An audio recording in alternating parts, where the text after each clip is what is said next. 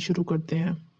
ڈھول کی آواز پورے محلے میں گونج رہی تھی۔ لڑکیاں گلے پھاڑ پھاڑ کر شادی کے گیت گا رہی تھی۔ کسی کے چہرے پر اداسی تھی تو کسی کے چہرے پر خوشیاں۔ گاؤں کی ایک لڑکی مہرو جو سب کی چہیتی تھی، کل اس کی اس گاؤں سے رخصتی ہونے والی تھی۔ دوسرے گاؤں والا دلہا ہادی بھی کسی سے کم نہ تھا، گبرو جوان اور خوبصورت تھا۔ جب دوسرے دن ہادی کی بارات مہرو کی دہلیز پر آئی تو کنواری لڑکیوں نے منہ میں دوپٹے لے لیے۔ اینا سونا منڈا اپنی مہرو کو ملا، کتنی ہی لڑکیوں کے دلوں پر چھریاں چل گئی، اور جو مہرو کی سچی سہیلیاں تھیں ان کا دل خوشی سے جھوم گیا۔ جو دل میں کھوٹ رکھتی تھی اپنی بدنیتی اور بد عملی سے اپنا ہی دل جلانے لگی۔ ادھر مہرو کا باپ عبدالغنی اور مہرو کی ماں فاخرہ دونوں کے دل اداس تھے۔ ان کی لخت جگر آج ان سے دور ہو رہی تھی۔ دونوں کا رو رو کر برا حال تھا۔ مہرو کی اماں کو چاچی فاطمہ نے سنبھالا ہوا تھا، چاچی کا رنگ بھی زرد ہو رہا تھا۔ فاخرہ کا دل کر رہا تھا کہ مہرو کو دوڑ کر کلیجے میں چھپا لے، لیکن اچانک ہی فاخرہ کے دل میں شدید درد اٹھا، جس کی تکلیف وہ پہلے بھی سہ چکی تھی، لیکن غربت نے انہیں علاج کروانے کی اجازت نہیں دی تھی۔ فاخرہ کو دل کا دورہ پڑ گیا۔ گاؤں والے انہیں لے کر حکیم کے پاس بھاگے۔ حکیم کی جڑی بوٹیوں سے کچھ آرام آیا تو گھر لایا گیا۔ گھر آتے ہی فاخرہ نے اپنی بیٹی مہرو کی رخصتی کی تیاری کی اور اسے رخصت کر دیا۔ یہ تھی مہرو کی پہلی بد نصیبی۔ ادھر مہرو کے دل میں وسوسے اٹھ رہے تھے کہ یا اللہ میری رخصتی کے دن میری ماں کو کیا ہو گیا، پہلے ہی میرے ابا اتنے پریشان رہے۔ مہرو کے جہیز میں ہادی کے گھر والوں نے اس کے ابا سے آدھی زمین، 2 بھینسیں، 10 بکریاں مانگی تھی۔ یہ اس کے ابا کی روزی کا ذریعہ تھی۔ اس کے ابا نے اپنا نہ سوچا اور بیٹی کو پورے مطالبے کے ساتھ رخصت کر دیا۔ جب اس نے عبدالہادی کے گھر میں قدم رکھا تو اسے بیگانیت محسوس ہوئی، اور ایسا محسوس ہوا کہ اسے کافور اور لبان کی بو آ رہی ہے۔ یہ دیکھ کر اس کا دل کانپ اٹھا کہ یہ بو کہاں سے آ رہی ہے۔ اس نے درگزر کر دیا۔ جب وہ حجلہ عروسی میں سیج پر بیٹھی تو اسے بیٹھے ہوئے ابھی 5 منٹ ہوئے تھے کہ دھڑ کر کے دروازہ کھلا اور عبدالہادی کی ماں اندر آئی۔ آتے ہی اسے کہنے لگی، دیکھ لڑکی، تو میرے آنگن میں تو آئی ہے، لیکن اگر تو نے ہم ماں بیٹے میں دوریاں پیدا کرنے کی کوشش کی تو اچھا نہ ہوگا۔ مہرو جو پہلے ہی اپنی اماں کی وجہ سے پریشان بیٹھی تھی اور پریشان ہو گئی۔ وہ سوچنے لگی کیا دلہن کا اس طرح استقبال ہوتا ہے۔ اس کے دل میں جتنے بھی ارمان تھے سب آنسوؤں میں بہہ گئے۔ ابھی ساس کو گئے ہوئے 2 منٹ ہی ہوئے تھے کہ ہادی آ گیا۔ اس کے آنے سے اسے تھوڑا دلاسا ملا۔ اس نے کہا کہ میری ماں دل کی بری نہیں ہے، بس تھوڑی زبان کی تیز ہے۔ عبدالہادی سے بات کر کے اس کے دل کو سکون محسوس ہوا۔ اپنا چلو کوئی بات نہیں، یہ تو اپنا ہے، شوہر ہے۔ جب صبح اٹھی تو دروازہ دھڑ دھڑ بج رہا تھا۔ اس نے جلدی سے اٹھ کر دروازہ کھولا تو ہادی کی بہن کمر پر ہاتھ ٹکائے کھڑی تھی۔ مہرو کو دیکھ کر بولی، نواب زادی کب تک سوتی رہو گی؟ کچھ کام کرنا ہے کہ نہیں؟ لاڈلی ہوگی تم اپنے گھر کی، یہاں میرا راج چلتا ہے۔ چلو اٹھو اور سب کے لیے ناشتہ بناؤ۔ مہرو نے دل کڑا کر کے سب برداشت کیا کہ چلو کوئی بات نہیں، ہادی تو اچھا ہے۔ پھر وہ اٹھ کر گئی، تندور میں لکڑیاں جھونکی، دوسرے چولہے پر چائے بنائی اور سب کا ناشتہ لگایا۔ عبدالہادی اسے بے چارگی سے دیکھ رہا تھا۔ مہرو کی تقدیر کسی رات کی تاریکی میں بنی تھی جو اسے کبھی سکون کا سانس نصیب نہ ہوا۔ شادی سے پہلے ساری لڑکیوں کی طرح اس نے بھی اپنی آنکھوں میں کچھ سپنے سجائے تھے۔ وہ سوچا کرتی تھی کہ شادی کے بعد بہت اچھا سسرال ملے گا، مگر پھر وہ بھی بڑے پیار محبت سے سب کے ساتھ پیش آتی تھی۔ جس دن کھانا بنانے میں دیر ہو جاتی تو اماں کی بڑبڑاہٹیں بڑھ جاتی۔ اسی طرح دن گزرتے گئے اور کب 1 سال گزر گیا انہیں پتہ بھی نہ چلا۔ اب مہرو کی ساس اور نندیں اسے کھلم کھلا تانے مارنے لگی۔ بڑی نند تو جب بھی آتی اماں کے خوب کان بھرتی کہ اماں دیکھو، شکیلہ آپا کی بیٹی نوری کی بھی تو بھائی کے ساتھ شادی ہوئی تھی، اس کے تو 2 جڑواں لڑکے ہوئے ہیں، اس کوکھ چلی کی تو دیکھو ایک مچھر کا بچہ بھی نہ جن پائی۔ بڑی نند کی باتیں اس کے دل کو چھلنی کر دیتی۔ ہادی کا گھر جس جگہ تھا اس کے گھر کے برابر میں ایک بہت بڑا قبرستان تھا جہاں ہر وقت ویرانی رہتی تھی۔ بس جب کوئی فوتگی ہوتی تو سب وہاں جاتے، ورنہ ہر کوئی وہاں جانے سے گھبراتا تھا۔ اجنبی سی سنسان جگہ تھی وہ۔ شروع میں تو مہرو کو بہت ڈر لگتا تھا۔ اس قبرستان کے پیچھے ہی پانی کا کنواں تھا جہاں سے سب پانی بھرتے تھے۔ مہرو کی ساس اسے بھی پانی بھرنے بھیجا کرتی تھی۔ ہادی کا مٹکے بنانے کا کاروبار تھا جو ٹھیک نہیں چلتا تھا۔ وہ بڑی مشکل سے گھر کا خرچہ پورا کرتا تھا۔ یہ سب مہرو کو بعد میں پتہ چلا تھا۔ شادی کے وقت تو اس کی ساس نے ہادی کا کام بہت اچھا بتایا تھا، اسی لیے تو اس کے بابا نے اس کی شادی ہادی سے کرنے کا فیصلہ کیا۔ لیکن اب تو جو ہونا تھا وہ ہو گیا، اب سب کچھ اس کی برداشت سے باہر ہو گیا تھا۔ وہ ہادی سے کہتی تو ہادی کہتا کہ اماں ہی ہیں، وہ تو سب کچھ کہہ سکتی ہیں۔ اللہ کو اس پر ترس آ گیا اور ہادی کو دوسرے گاؤں میں بہت اچھا کام مل گیا۔ اس نے ماں کو کہا کہ وہ دوسرے گاؤں میں کام کرے گا۔ اماں نہیں مانی، لیکن جب کھانے کے لالے پڑے تو اماں نے جانے کی اجازت دے دی۔ مہرو کو ماں نے ہادی کے ساتھ جانے سے روک دیا تھا کہ گھر کا کام کون کرے گا، تو ہادی بولا اماں تو بھی چل میرے ساتھ۔ تو اس کی ماں نے کہا میں نہیں جاؤں گی، تمہارے بابا کی یادیں یہی اسی گاؤں میں بسی ہیں۔ ہادی کے سمجھانے بجھانے پر انہوں نے مہرو کو ساتھ لے جانے کی اجازت بھی دے دی۔ یوں وہ دونوں دوسرے گاؤں کے لیے روانہ ہو گئے۔ دوسرے گاؤں جا کر اپنے گھر کو خوب سجایا۔ ہادی نے اس کی مدد کی۔ اب بس ایک غم تھا اور وہ غم تھا اولاد کا۔ ہم دونوں خوشی سے زندگی گزار رہے تھے، مگر کسی بچے کا وجود ایک ایسا خلا ہے جو ہمیں اندر ہی اندر کھا رہا تھا۔ کسی نے کہا تم کوئی بچہ گود لے لو۔ میں نے ہادی سے بات کی تو ہادی نے کہا کون دے گا اپنا بچہ ہمیں؟ ہمارے برابر میں ایک عورت رہتی تھی جس کو سب خالہ سلطانہ کہتے تھے۔ انہوں نے کہا اگر کوئی بچہ میری نظر میں آئے گا تو میں تم لوگوں کو بتاؤں گی۔ پھر کیا تھا، ہم دونوں میاں بیوی بہت دل سے بچے کے لیے دعا کرنے لگے اور ایک بار پھر اللہ تعالیٰ کو مجھ پر رحم آ گیا۔ ایک دن ہادی نماز پڑھنے جا رہا تھا کہ اسے ایک بچے کے رونے کی آواز سنائی دی۔ وہ سمجھا شاید کسی گھر میں سے آواز آ رہی ہے۔ وہ درگزر کر کے مسجد چلا گیا۔ مسجد کے راستے میں ایک کچرا دان تھا، وہ آواز وہیں سے آ رہی تھی۔ ہادی نے نظر گھما کر دیکھا تو ایک جگہ ایک گندی سی پوٹلی پڑی تھی جس میں سے بچے کے رونے کی آواز آ رہی تھی۔ اس نے آس پاس دیکھا اور اس پوٹلی کو کھول کر دیکھا تو اس میں واقعی ایک بچہ تھا۔ ہادی کو بہت ڈر لگا کہ یہ کیا ہے۔ اس نے ہاتھ پیچھے کر لیا اور وہاں سے بھاگا بھاگا گھر پہنچا۔ میں نے ہادی سے پوچھا تو اس نے مجھے بچے کے بارے میں بتایا۔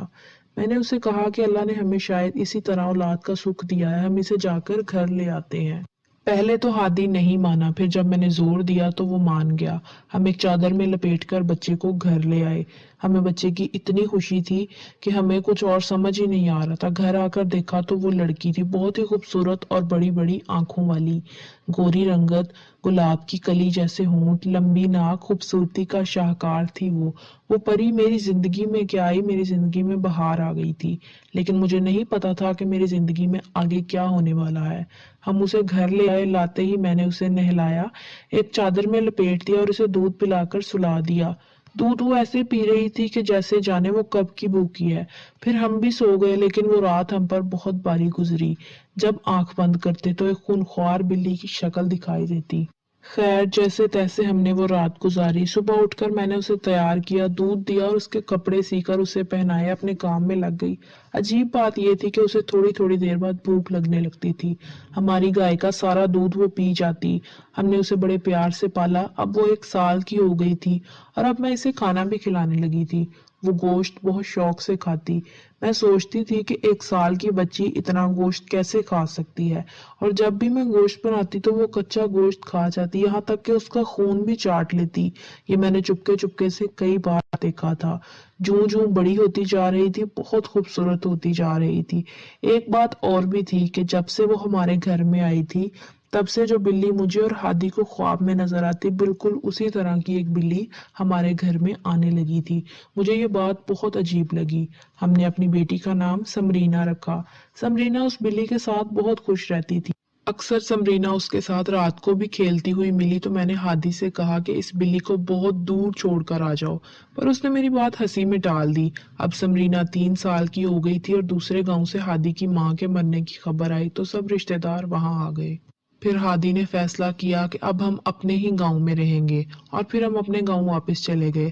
ہادی نے اپنا کام بھی یہاں شروع کر دیا۔ ہم نے سمرینہ کا سب کو یہی بتایا تھا کہ وہ ہماری ہی بیٹی ہے، کسی کو اس کے بارے میں کچھ علم نہ تھا۔ اب اس گھر میں ہادی اور ہماری بیٹی سمرینہ رہتے تھے۔ ہادی کی بہنوں کی شادی ہو چکی تھی اور ہادی ایک ہی بھائی تھا 4 بہنوں کا۔ اس گاؤں میں آئے ہوئے ہمیں ابھی 1 ہفتہ ہی ہوا تھا کہ وہ بلی جو دوسرے گاؤں میں آتی تھی یہاں بھی آنے لگی۔ میں نے ہادی سے کہا کہ مجھے اس سے بہت ڈر لگتا ہے۔ وہ بولا پگلی یہ تو ایک جانور ہے، سمرینہ کی محبت میں آ گئی ہوگی، اس سے کیا ڈرنا، अब समरीना बोलने लगी थी। मुझे अम्मा और हादी को बाबा पुकारने लगी। जब से हम यहाँ आए तो एक एक करके घर की सारी मुर्गियां गायब होने लगी। हैरत की बात थी कि बस मुर्गी के पर मिलते थे, बाकी सब कुछ गायब होता। एक एक करके पूरा डरबा खाली हो गया। हादी ने कहा कि कोई जानवर डरबे में जाके मुर्गियां खाता होगा, लेकिन मुझे इस बात की समझ ना आई। फिर ये सिलसिला बंद हो गया। समरीना अब काफी खुश रहने लगी थी।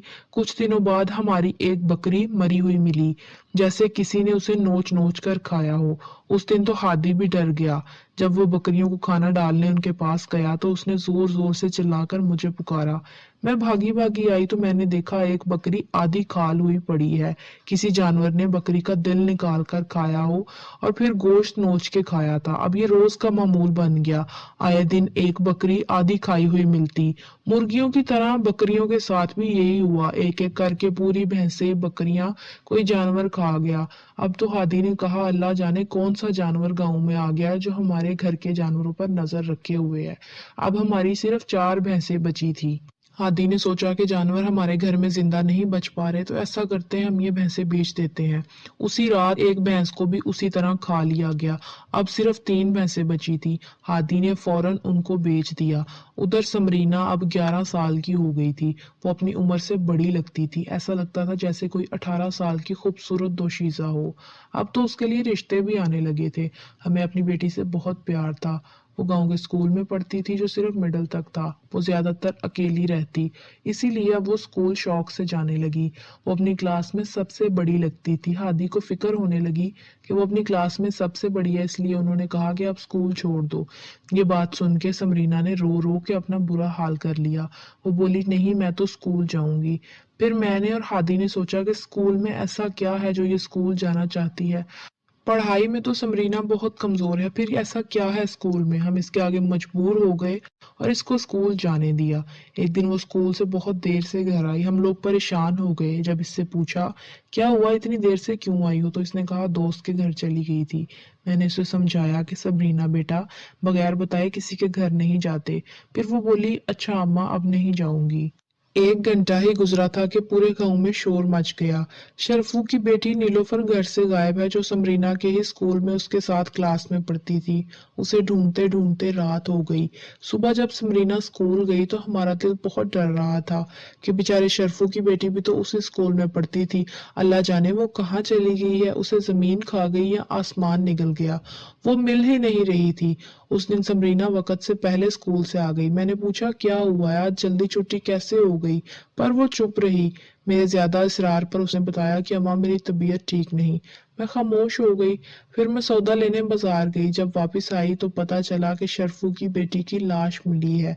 शरफू और इसकी बीवी का बुरा हाल था। मैं भी वो लाश देखने गई। उसकी लाश को देखकर मेरा दिल धक से रह गया। नीलोफर की लाश को बिल्कुल उसी तरह नोचा गया था जैसे हमारे घर के सारे जानवर मरे थे। मैं बहुत दिनों से महसूस कर रही थी कि समरीना चुप चुप है, बस वो बैठी रहती और बिल्ली के साथ खेलती रहती। एक दिन मैं घर से बाहर गई। जब घर वापस आई तो पूरे घर में मुझे समरीना दिखाई ना दी। फिर छोटे कमरे में से बातों की आवाज सुनाई दी, जैसे 2 औरतें बातें कर रही हूँ। मैंने कान लगाकर सुनने की कोशिश की। एकदम समरीना ने दरवाजा खोला तो वो डर गई और कहने लगी, अम्मा तुम यहाँ क्या कर रही हो। मैंने उससे पूछा, तुम्हारे अलावा अंदर कौन है, तो वो एकदम बोली, कोई भी तो नहीं है। पगली, जब कोई नहीं है तो इसमें डरने की क्या जरूरत है। मैं तो बस ऐसे ही पूछ रही थी। उसी दिन रात को हम सोने के लिए लेटे तो मेरी आंख लेटते ही लग गई। जब रात को मेरी आंख खुली तो समरीना मेरे इर्द गिर्द चक्कर लगा रही थी। मैं डर गई। मैंने डरते डरते उसको आवाज दी तो वो एकदम कमरे से भागी। मैं उसके पीछे जब गई, जब दुपट्टा लेने कमरे में वापस आई तो समरीना अपनी जगह पर लेटी सो रही थी। मैंने हादी को उठाया और ये सब बताया तो उसने मेरी बात पर यकीन नहीं किया। बोला, जरूर तुमने कोई ख्वाब देखा होगा, सो जाओ, रात बहुत हो गई है। जैसे तैसे मैं सो गई। सुबह जब मेरी आंख खुली तो मेरी नजर सबसे पहले समरीना पर पड़ी। उसके चेहरे पर एक शैतानी मुस्कुराहट थी। उसके बराबर में वही बिल्ली मुझे घूर रही थी। इतने में अजानें शुरू हो गई और वो बिल्ली चिल्लाती हुई वहां से भाग गई। मैंने जल्दी से वजू किया और नमाज पढ़ी। जब दुआ मांगकर पीछे मुड़कर देखा तो समरीना मुझे आंखें फाड़ फाड़ कर देख रही थी। मैंने कहा, मुझे ऐसे क्यों देख रही हो बेटा? उसने बेरुखी से जवाब दिया, मुझे बहुत भूख लग रही है, खाना दो। मैं उठी और इसे खाना दिया। मैं उसे देख रही थी, वो खाने में मसरूफ हो गई और फिर वो अपने स्कूल की तैयारी करने लगी। अब जब भी समरीना मेरे सामने आती मेरे दिल में डर की लहर दौड़ने लगती। इसके स्कूल जाने के बाद मैं इसके अब्बा की दुकान पर गई जहां हादी मटके बेचा करता था। हादी ने मुझे हाँफते कांपते देखा तो वो परेशान हो गया और बोला, तुम यहाँ क्या कर रही हो? समरीना कहाँ है? मैंने कहा, घर चलो, तुमसे एक बात करनी है। हादी और मैं घर पहुंचे तो मैंने कहा, जिस राज को हमने 15 साल छुपाया अब मुझे उस राज से खुद डर लगने लगा है। हादी ने कहा, पगली कैसी बातें कर रही हो? मैंने उसे रात का किस्सा सुनाया तो हादी ने कहा, तुम्हारा वहम होगा, तुम्हारी बेटी अब बड़ी हो गई है, तुम्हें उसकी शादी की फिक्र रहने लगी है, इसी वजह से तो उल्टे सीधे ख्वाब देखती रहती है और डरी रहती है। चल, मैं आज ही फजलू चाचा से अपनी बेटी समरीना और उनके बेटे शर्जील के ब्याह की बात करूंगा। लेकिन मैंने कहा, जो तुम्हारी बहन ने कहा है अपने कामचोर बेटे शौकत के लिए, उसका क्या होगा? तुम्हारी बहन मेरे बाल नोच लेगी। हादी बोला, नेक बख्त, ये तुम मुझ पे छोड़ दे, मैं उसे देख लूंगा। हादी खुशी खुशी चला गया।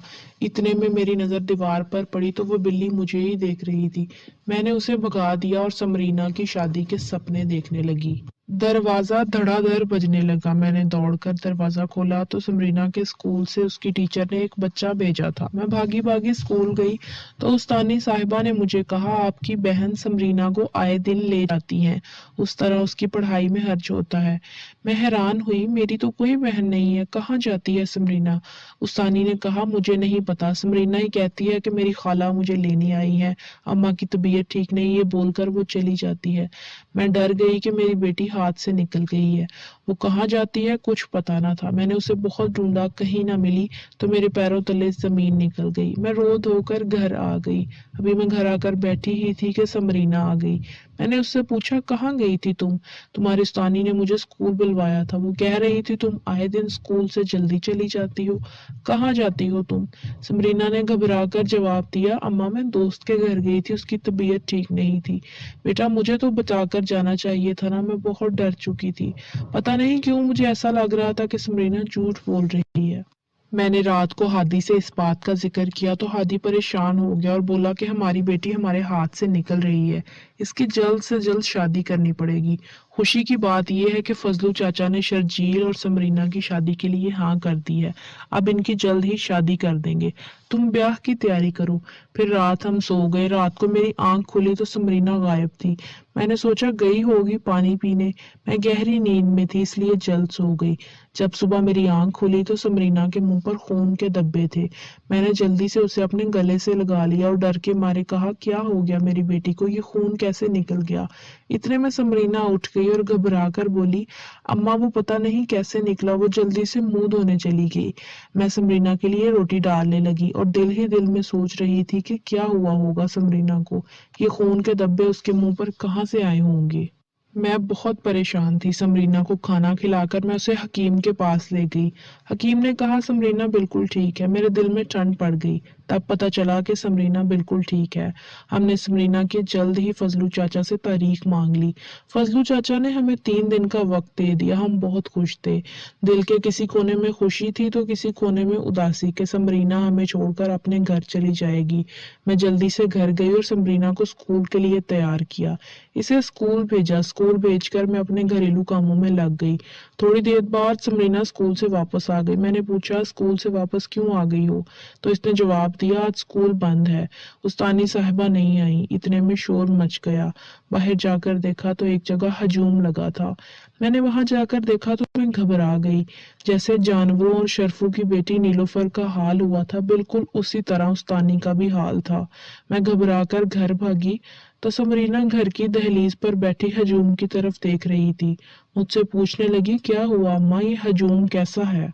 मैंने उसको कोई जवाब नहीं दिया, कमरे में चली गई। मैं ख्यालों में खो गई और बचपन से लेकर अब तक सारी बातें सोचने लगी।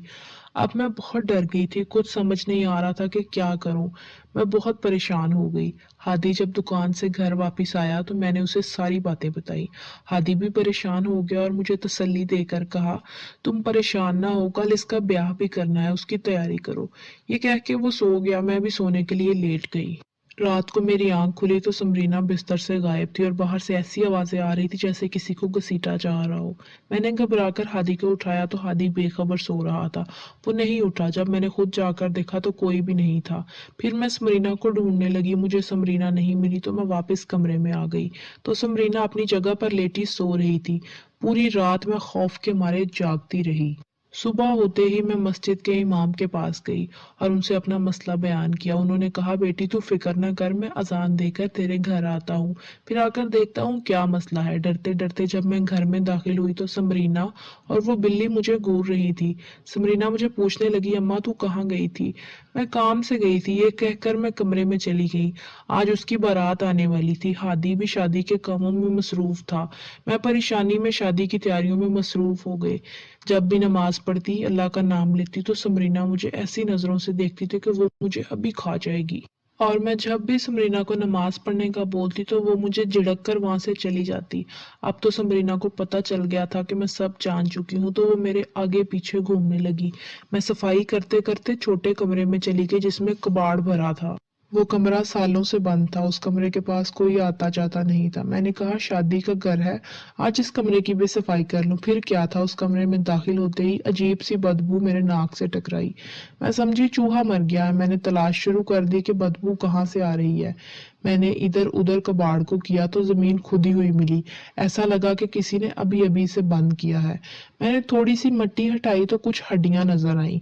मैंने अपने कपकपाते हुए हाथों से और मिट्टी हटाई तो एकदम टप टप करके मेरे हाथ पर खून गिरने लगा। जब मैंने ऊपर देखा तो किसी औरत का सर नजर आया जिसमें से खून टपक रहा था। मैं फौरन वहां से दरवाजे की तरफ भागी कि अचानक दरवाजे पर दस्तक हुई। मैंने जाकर दरवाजा खोला तो मौलवी साहब दरवाजे पर खड़े थे। मैंने फौरन उन्हें घर के अंदर बुलाया और छोटे कमरे में ले गई। मौलवी साहब ने कहा, बेटा फौरन इस जगह से निकलो। वो पानी दम करके लाए थे, मुझ पर और घर पर छिड़कने लगे। उनके पानी छिड़कते ही घर में से चिल्लाने की आवाजें आने लगी। मौलवी साहब और मैं जब भागे भागे समरीना के कमरे में गए तो समरीना बाल खोले बैठी जंगली जानवरों की आवाजें निकाल रही थी। कमरे में ऐसा लग रहा था जैसे बहुत सारे जानवर चिल्ला रहे हों। मौलवी साहब ने मुझे कहा, बेटी तुम बाहर जाओ और कुरान शरीफ की तिलावत करती रहो ताकि तुम पर ये चीजें हमला न कर सके। मैं फौरन वहां से निकल गई। मौलवी साहब ने ताले पर दम करके उन्हें वापस बंद कर दिया। मेरे पास आकर बोले, बेटा इसकी विलादत कब हुई थी? इस पर मैंने मौलवी साहब को सब सच बता दिया कि हमने इसे यतीम समझकर पाला है। ये हमें दूसरे गांव की मस्जिद के करीब वाली कचरा से मिली थी और मौलवी साहब जब से ये हमारे घर में आई है तब से घर में अजीब सी वहशत फैल गई है। लेकिन फिर भी हमने सब कुछ नजरअंदाज करके इसकी परवरिश की है। मैंने मौलवी साहब से कहा कि मैं आपसे गुजारिश करती हूँ, इसके सिवा मेरी कोई औलाद नहीं। इसको किसी भी तरह आप ठीक कर दें, आपकी मेहरबानी होगी। मौलवी साहब ने मुझे जवाब दिया कि बेटा अगर तू इंसान की परवरिश करती तो मैं तेरी मदद भी करता, पर तूने तो एक शैतानी ताकत की परवरिश की है। ये सुनकर मेरे पैरों तले जमीन निकल गई। फिर मुझे होश ना रहा कि मैं कहाँ हूँ। जब मुझे होश आया तो मौलवी साहब मुझ पर दम कर रहे थे और हादी पुलिस वालों से कुछ बात कर रहा था। मैं एकदम उठी और समरीना का पूछने लगी कि समरीना कहाँ है। हादी ने मुझे कुछ बताने ही लगा था कि मौलवी साहब ने उसको हाथ के इशारे से रोक दिया और कहा, बेटा पहले तू ठीक हो जा फिर बताते हैं। मैंने जब हादी से पुलिस के बारे में पूछा तो हादी ने जवाब दिया कि छोटे कमरे में से इंसानों और जानवरों की लाशें मिली हैं। कुछ लाशें पुरानी हो चुकी हैं और कुछ ताज़ा हैं। जो समरीना की स्कूल की उस्तानी की है, जिसका पूरा धड़ गायब था, बस सर लटका हुआ था। मैंने जाकर देखा तो कमरा पूरा साफ पड़ा था। पुलिस अपनी तहकीकात कर चुकी थी। हादी ने मुझे पूरा किस्सा सुनाया कि समरीना बराबर वाले कब्रिस्तान से मुर्दे लाकर खाया करती थी। पुलिस ने कब्रिस्तान जाकर देखा तो कितनी ही लाशें गायब थीं। मैंने मौलवी साहब से पूछा कि समरीना कहाँ है तो उन्होंने कहा, तूने बच्ची नहीं शैतान पाला था जो अपनी माँ के साथ यहाँ रहती थी। मैं हैरान हुई कि मैंने तो अपने घर में किसी और को नहीं देखा। इस पर मौलवी साहब ने बताया कि वो जो बिल्ली समरीना के साथ रहती थी वो उसकी माँ थी। ये सुनकर मेरा जिस्म दहशत से कांपने लगा और मैं फूट फूट कर रोने लगी कि आज मेरी बेटी समरीना की डोली उठनी थी। मैं तो एक ऐसी बदनसीब माँ थी कि अपनी बेटी की डोली तो क्या, जनाजा भी न उठता देख पाई। ये थी मेरी तीसरी बदनसीबी कि एक औलाद को पालकर भी मैं बे औलाद हूँ।